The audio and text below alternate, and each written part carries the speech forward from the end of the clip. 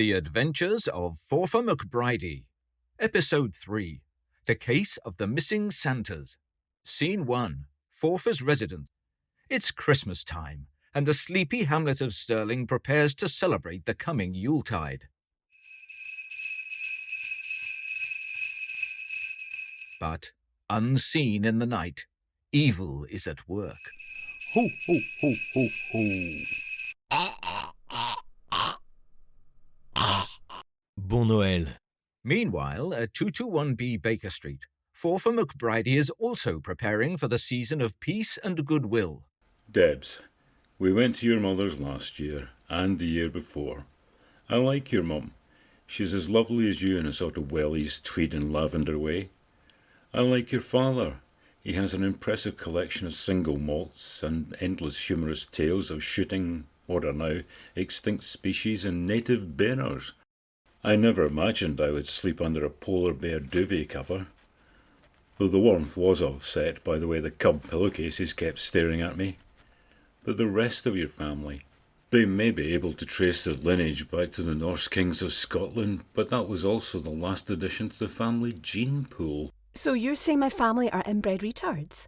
Well, yes, but it doesn't stop the way I feel about you. I love you from the top of your pointy head to the tips of your 6 tiny webbed toes. Oh, Forfar, you say the sweetest things. And this year I'm saying we have Christmas here, on our own. No more driving through a force-8 blizzard. No more handing over expensive presents to your family and getting a brace of pheasants or a box of 12-bore cartridges in return. Last year your cousin Kurt gave me a half-chewed stick. That just means he likes you. Afraid I threw it away in a moment of bad temper. You didn't upset Kurt. He's my Aunt Helga's favourite. Quite the reverse. We played fetch all afternoon. We'll miss the Boxing Day shoot. I think it will miss us. Last year's tally included 3 beaters. I'm sure they were fine afterwards. Debs, they were hung up with the rest of the pheasants for the shoot photograph. So this year it's just you and me, a case of McGarricle's crusty sporran 12-year-old malt, a slap-up dinner at the Peking Dragon, and then we can snuggle down and watch The Great Escape. Oh, Forfar, you big softy. Every year at home we sit down and watch that film as a family. Yes, but this year we won't be cheering for the Germans. Ah, that'll be Bob. He said he'd drop by on his way to the station. He's off home to Perth for a few days.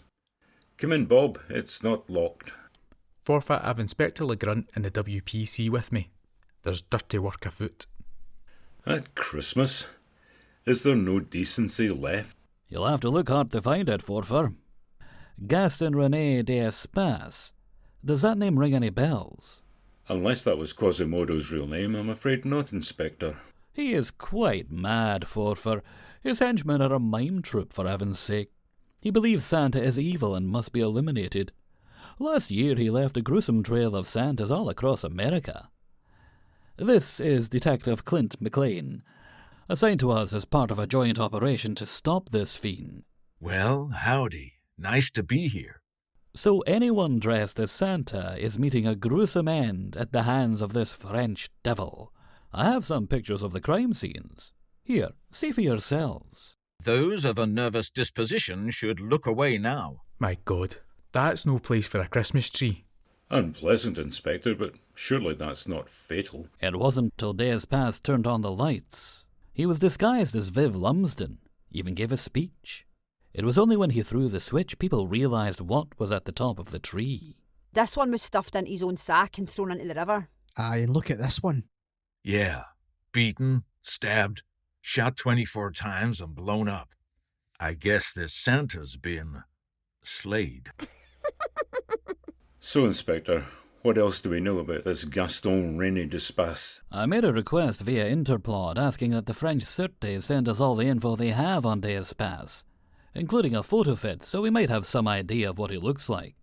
They were not too happy when they found out an American detective was helping us, but they sent this.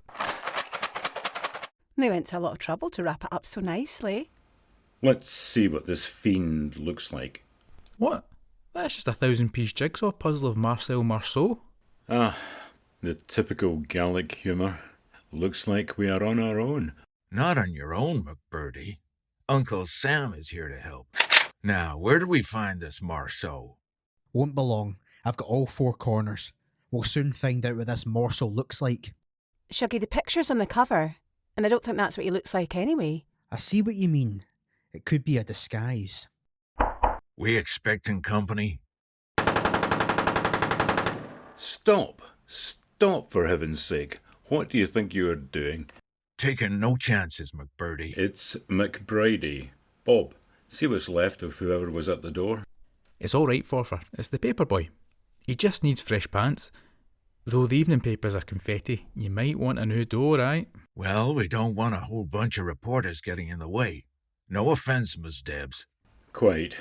I don't think they'll be getting in the way or bunching up if they want to stay whole. This guy may be crazy, but he's working to a plan.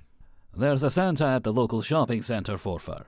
I have a team of my best plainclothes officers watching should this Deus Pass try anything. Maybe we should mosey on over there, just in case. Splendid idea, Detective McLean. Okay, everyone, let's go save Santa. Well, he didn't go for the bait, and he's still out there. Well, I had no idea that Stirling had so many mime artists. I should do a feature on them. Too late for that, unless it's part of a series on endangered species. We need to change tactics. Yes, letting loose with automatic weapons in confined spaces may be counterproductive. 6 mime artists in hospital, 4 with suspected gunshot wounds. Suspected gunshot wounds? Too soon to tell. They may just be very good mimes. Hey, I used a silencer just like the regulations say, and they all fit the description. If they were innocent, why did they try to run? Oh dear Lord, only 2 actually ran away. The rest were just miming. Says much about your marksmanship that the only ones you've hit weren't actually moving. Guess my trigger finger must have a touch of jet lag. Okay, so this guy's a psycho nutjob, but he's still working to a plan. All we need to do is figure out his next move. Yes, we need to discern the how and when. It's getting late, so I suggest that we meet back here tomorrow afternoon. Debs, find out anything you can from your colleagues. Of course, I'll take it to the fashion editor and the crime desk. I'll find out what the well-dressed criminal is going to be wearing as a disguise this winter. Smoky, old chap, find out what the word on the street is. Someone, somewhere, knows something. Aye, Forfar. I know just which pub to start in. And what do you want me to do, McBridie? Try not to shoot anything for the next 18 hours. I can't make a promise I can't keep, but a man's gotta do some errands that a man's gotta do. Fine, but just take 1 gun with you.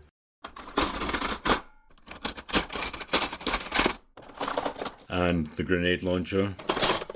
You drive a hard bargain, McBridie. That's McBridie.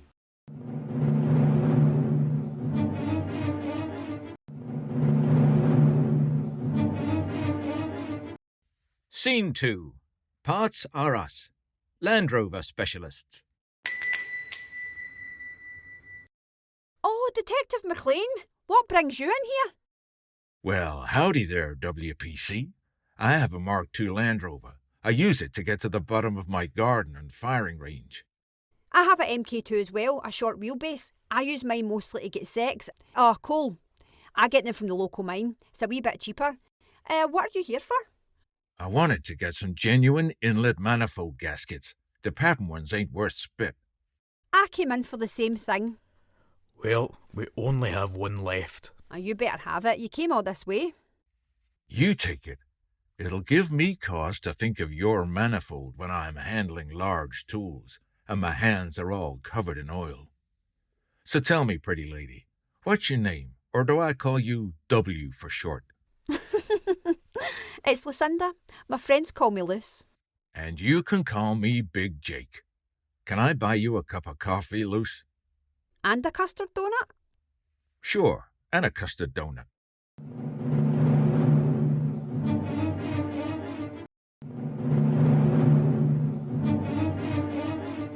Scene 3. Forfar's residence. As planned, our team convene at Forfar's that afternoon. Well, let's see what we have learned. Bob? No much, Forfar. A lot of the local Santas are worried, but it's seasonal work and they need the money. So they're taking their chances and asking for danger money. Danger money? Aye, time and a half. Debs, anything to report? Yes. Dark horizontal stripes are de rigueur this winter, especially on light colour knitwear, and to complete the ensemble, a warm, close-fitting brimless hat worn at a jaunty angle. So we're looking for a guy in a stripy jersey and a beret. That may not narrow it down. The fashion-conscious cosmopolitan citizens of this fair town will ensure the place is awash with these outfits. Maybe this'll help. It's a flyer I picked up at Parts R Us. Grand Christmas Fair, special guest Santa. And it's tomorrow. Well, I don't care for the other feature. That's just disgusting. World record attempt. World's biggest. No, WPC, it's French and pronounced crêpe. I don't care what the French call it. There'll be kids there. Okay, so all we need is someone to play Santa, and we can flush out this madman and put him behind bars. I'll wear the Santa costume. Have you considered the danger? Danger? What is that to a man that has lost everything? What are you talking about? I saw them. Who did you see, Shuggy? That big Yank. He was in the coffee shop with my WPC and she was having a custard donut. Typical Yank, over here splashing his money around. Aye. If I've lost my WPC, then I have little to live for. Oh, that's so romantic. Shuggy, you don't understand. It would only have been a meaningless, sweaty, knickers torn off at the heat of the moment physical thing. Shuggy, you have to know she's a prize. She knows the way to a man's heart and a way around a Mark II Land Rover. If you want her, you'll have to fight for her. Fair enough, Yank. When this is done, we'll sort this out.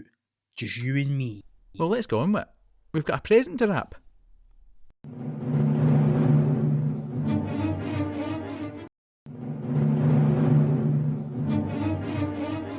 Scene 4.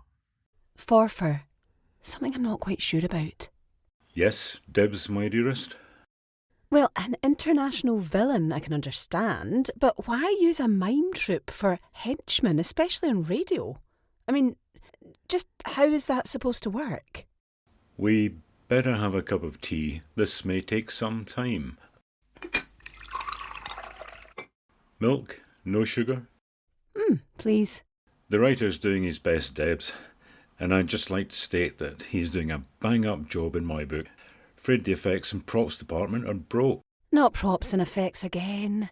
Yes, all we have for this episode is a doorbell, a snatch of badly played French accordion, and miscellaneous gunfire and explosions. And only because of an album with sound effects the producer found in an Oxfam shop. She even has to work the record player. It's all Peter Jackson's fault. Peter Jackson? Lord of the Rings and the Hobbit trilogies? The very same. OK, but what's the why and wherefore of it all? 2 words. Executive lunch. Oh, you mean a huge corporate jolly at the licence payer's expense? Pretty much. Over a few drinks, someone gives Peter J a chance to do the shipping forecast.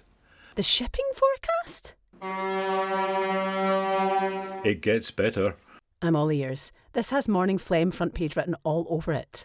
So Peter Jackson takes a 3-minute information broadcast of the sea and weather conditions around our shores and turns it into a 6-hour epic of sea shanties, poetry readings, fish recipes, and old sailor legends of sea monsters, all culminating in a 2-hour battle near Rockall between an Atlantic depression, played by Ben Kingsley, and a warm front moving in from the south, played by Kenneth Branagh.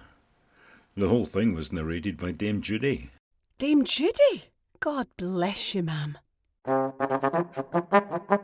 He also slipped in some pretty blatant ads for New Zealand as a tourist destination. Such as? Come to New Zealand. It's like Australia, but smaller, colder, and more expensive. And my favourite, come to New Zealand. It's great. Surely there must have been complaints. You need listeners for complaints. So, we're stuck with no budget for props and effects other than an album of said effects found by our producer in an Oxfam shop. Hence the mime troupe. We won't even have to pay them. And leading on the road on lap 2, Halewood, well out in front. I'll just wash these cups and we can get back to the plot. Do you want the last couple of ginger snaps? We don't have any biscuits. No, but we have the sound effect. Almost. It's on the other side, I think. So does this mean there's no post-production buffet or drinks? How do I put this? Come to New Zealand? That fat, beardy Kiwi sheep shit can stick it sideways up his fat till the handle breaks off. Debs, you speak for everyone who had to pay good money to drag their kids to those Hobbit films. Now, let's see if the writer is sobered up enough to get us through scene 5.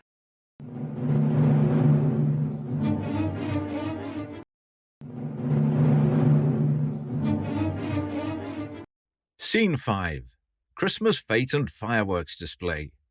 And so our band stake out the grand Christmas fete. But what fate awaits them? Okay, stay with your assigned partner at all times. If you see anything suspicious, call on the radio. And remember where we park. Hello, Shuggy? Eric Cantona, what are you doing here? The seagull always follows the trawler on Nescafé, and so I am here to manage the Albion Stirling, and to lead them to greatness. So there is a Santa after all. You should never give up hope. First change will be a new team outfit, like the one I am wearing. Well, I can see the stripy jersey. Why the beret perched at a jaunty angle? Come, I will show you my plans. For rest of this season, all will become clear. Just step inside this tent. Bit dark in here. Ah, it was no challenge. Okay, you mimes get to work. Prepare the crepe batter and do it properly this time. Stop pretending to do everything, or I start pretending to pay you. And now, I will prepare the special ingredient. Ah yes, flour, butter, eggs, sugar, milk, and the soupçon of minced Santa. Where's Shuggy? I last saw him talking to Eric Cantona. Eric Cantona? Are you sure? Well, he had a jersey with Cantona on the back. Forfar, it must be Despas. If he's harmed Shuggy, I'm going to batter the crepe out of him. Okay, Bob. Where did you see them? Think, man, think. It was over there, by that tent with the French flag on it, where that accordion music is coming from. The one guarded by the two mimes. Forfar, be careful, they're pretending to have guns. I'll handle this, McBridie. I've got no time for make-believe. All right, punks. This is a Glockenspiel 45 fully automatic machine pistol and can fire 500 rounds a minute. I'll give you to the count of 3 to mime your surrender. 1, 2, 3. My God, you shot them, but they were surrendering. That's just what they wanted us to believe, and I wasn't buying it, Smokey. Let's go get this French psychopath. Stop there, Despas. You have slayed your last Santa. Oh. What? It worked when the Yank used it. So finally we meet, McBridie. Do you know what I did to the last Santa? I ate the mince pies left for him and washed them down with a nice café au lait. You're insane, Despas. Santa's not to blame. You must have been naughty. Mais non, I eaten my vegetables. I went to bed when I was told. I learned to smoke 40 gitanes a day, and to shrug with absolute indifference to the misfortunes of the other. To pretend I did not understand if any of you tried to speak French. Not once did he ever answer my letters or bring me the present that I always yearned for. And now this fat bearded oaf will be a thing of the past, and we will be rid of him forever. Soon I will be famous. My name will be remembered in one breath with Eric Cantona, Louis Pasteur, the Frenchman who invented milk, and Napoleon. All right, Despas, that may be, but consider this. Santa is a multicultural phenomena. He has many names. has different customs in each land. I've got this, Forfar. With so many different persona, he is not a single entity, a human being. Existentially, he's a construct and cannot be or even exist. He is therefore doomed to walk this earth, in effect, as a caricature of himself. As an Albion fan, I know of where I speak. I see your point, Monsieur McShuggy. He is doomed to carry the burden of l'autres expectation, which he cannot ever fulfill. Each year, he seeks to redeem the mistakes of the past, but is condemned to repeat them. Ah oui, I see it now. The sack is a metaphor for the guilt he must carry. But to do so with such good cheer, such bonhomie, when inside the ennui must be crippling, n'est-ce pas? This can only mean Santa. Yes?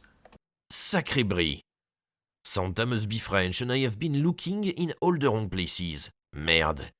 We all make mistakes, and sometimes even a slug from a Smith & Wesson 44 or beating up a suspect can't change the past. And this is a little something from us to you, Despas. Can it be you shouldn't have? A 1,000-piece jigsaw of Marcel Marceau. It is the present I always wanted. This is too kind. I feel terrible. I got you nothing except your imminent destruction. Down, everyone! Bomb Noel, Frenchie. Debs, are you all right? I probably look frightful, but I'm otherwise fine. Bob, WPC, Shuggy, any of you hurt? Fine, okay. I've got crepe all over my shoes, but I'm okay. Looks like we bagged the bad guy, McBridie. Put it there, partner. I think bagging may take some time. He is all over the place, and we are ankle deep in crepe batter. Well then, I guess that wraps it up. That's it. No more crap puns. It's pronounced crepe.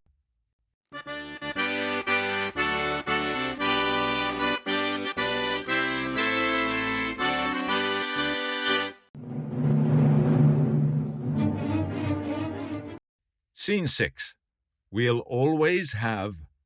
And so, with Despas taken care of, Shuggy and Detective McLean face off to see who will win the fair WPC's hand. Now this is between me and the Yank. You lot want to cut that out. Couldn't resist, Shuggy. Okay, everyone. Bob, stop playing that accordion.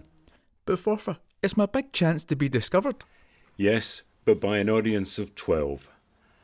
Bob, you have no talent as a musician. Small mammals exhaling their last breath, having been run over by a very large tractor, are more musical than you. Wee bit unkind, surely. Detective McLean, how much do bullets cost for that very large gun? Well, I use a custom order round. It's a semi-wad cutter, Teflon jacket, hollow point with a 3/4 smokeless charge. But I buy in bulk, so the cost is pretty reasonable. Well, the budget's spent, but I'm sure we could have a whip round. Would you mind? It'll make my day. There was no need to shoot my accordion. I wasn't aiming at your accordion. I guess my trigger finger still has jet lag. Okay, come on, Yank. Do your worst. I admire your sand, Shuggy, but this is a Lewis & Martin crossfeed 9mm mini Gatling gun and will blow you clean away. Now, I loaded it this morning. So did I use a 500-round clip or 400-round clip? You gotta ask yourself, do you feel lucky? Aye, and this is a Smith's mutton pie. And how exactly is that gonna help you? It's no, but I had a notion for one, and the baker's is next to the jeweller's where I got this engagement ring. WPC, marry me? Aw, Shuggy. Did you just get the one pie? Course not.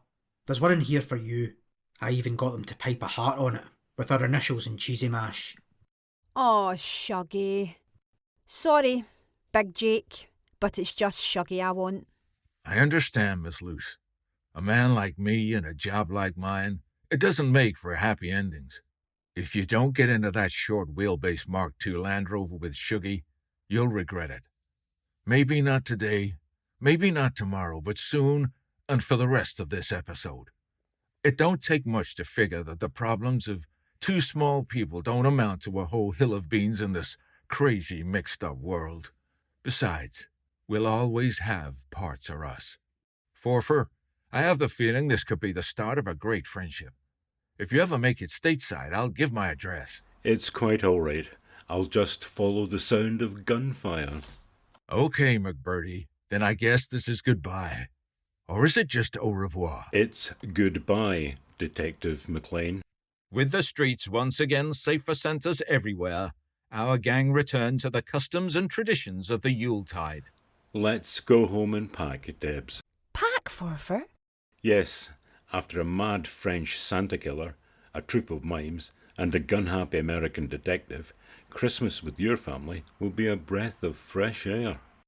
And I'm sure Kurt is looking forward to another game of fetch.